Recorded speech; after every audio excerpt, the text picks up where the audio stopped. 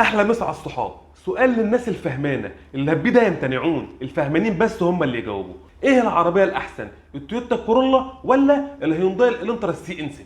عملت لكم مقارنه سريعه كده، مش تفصيليه، مقارنه سريعه بين العربيتين في اهم اوجه الاختلافات، وفي الاخر هقول لكم ايه العربيه الاحسن. العربيه الكورولا ما بقتش ياباني على ابوها، بقت ياباني تركي، والفهمان هيفهم وجهه نظري ايه. العربيه دي بتنزل بموتور 1600 سي سي 4 سلندر تنفس طبيعي، موتور اعتمادي لابعد الحدود، بيطلع 120 حصان و154 نيوتن متر عزم، ومتوصله بفتيس سي في تي. موتور وفتيس اعتماديين جدا لا جدال عليهم. نيجي للناحيه الثانيه للسي ان 7. السي ان 7 كوري على ابوه، تقفيل وتصنيع كوري. العربيه بتيجي بموتور 1600 سي سي 4 سلندر برضه تنفس طبيعي، الموتور بتاعها بيطلع 127 حصان و155 نيوتن متر عزم، وفتيس اوتوماتيك 6 سرعات. والموتور والفتيس برضه تقريبا ما فيهمش اعطال واعتماديين جدا، ومفيش برضه جدال عليهم. يبقى كده الموتور والفتيس في العربيتين يعتبروا من المواتير والفتايس المحترمه. نيجي بقى لمنظومه الفرامل.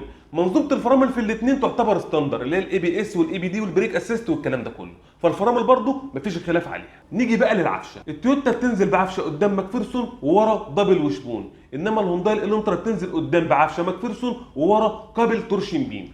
الدبل وشبون الافضليه ليها عن الكابل تورشن بيم في السرعات العاليه وفي المناورات والمنعطفات، فكده ناحيه العفشه الافضليه للتويوتا كورولا. نيجي بقى للوزن. وزن التويوتا كورولا 1260 كيلو ومساحه شنطتها 470 لتر، اما الهونداي الانترا سي ان 7 بتيجي بوزن 1185 كيلو و474 لتر الشنطه بتاعتها.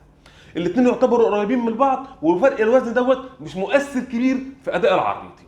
نيجي بقى لاهم الاختلافات من جوه العربيه. العربيه التويوتا بتيجي بشاشه معلومات وشاشه عدادات في الفئات الاعلى بتبقى 7 بوصات، انما العربيه الهونداي الانترا سي ان 7 بتيجي بجوه بشاشه عدادات وشاشه معلومات للفئات الاعلى 10 وربع بوصه، فمن ناحيه الشاشات هنا الافضليه للهونداي سي ان 7. نيجي بقى لحته العزل والمساحات. العزل بتاع تويوتا مش افضل حاجه، والمساحات في العربيه تويوتا من جوه تعتبر ضيقه، انما في الانتر العزل يعتبر مظبوط الى حد ما، والمساحات اوسع كتير من التويوتا، فمن ناحيه برضو العزل والمساحات الكفه الربحانه اكتر هتبقى للهونداي سي ان 7. ايه العربيه بقى الافضل في الاثنين؟ دي حاجه نسبيه، انت بتحب علامه تويوتا وانت بتحب علامه هونداي، انت بتحب مشي تويوتا وانت بتحب مشي هونداي، والعربيتين قريبين جدا في المشي والاداء وقريبين جدا في السعر، فانهي عربيه افضل فيهم انت اللي تقرر وتكتب لي في الكومنتات.